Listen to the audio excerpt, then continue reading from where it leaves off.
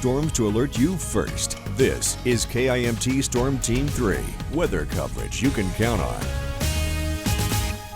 Welcome back, everyone. So here we are Tuesday, still pretty gray in places like Rochester, definitely seeing evidence more so of that sunshine, the blue sky in Albert Lea, Mason City, and even in Charles City, that sun is coming out and it's doing a lot for our temperatures, warming us up ever so slowly. Temps will be staying below average here once again for the day, but it will ultimately end to be very nice.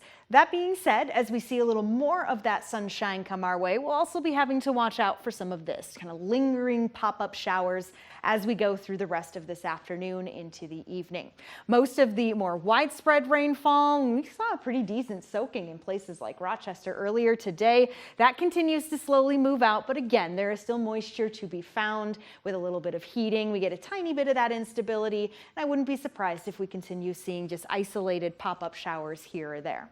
Zooming in a little closer to a lot of that activity that we've seen, yeah, you probably heard some rumbles of thunder. We still have plenty of energy in the atmosphere. There's still a little lightning flashing around, mainly closer to places like La Crosse, kind of across the border here, but we are still seeing pockets of rain, like I said, here or there, and that chance does linger.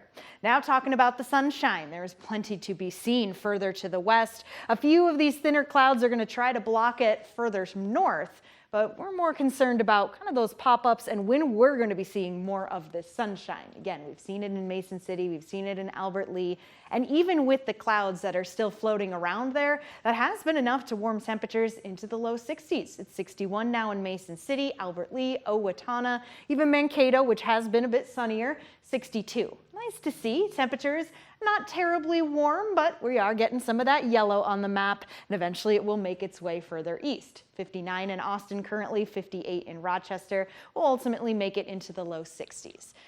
Going out for lunch right now, though, is still a little on the iffier side because we are seeing more of the mostly cloudy skies, plus some of that lingering rain and the pop-up showers. So I would say 2 stars for lunch. Some of us a little better if you want to head out and about and sit outside. Dinner's going to be the time to do it. Temperatures will still be in the low 60s. That is below normal, so for some it may feel a little cool, but it's actually going to be quite nice under mostly sunny skies.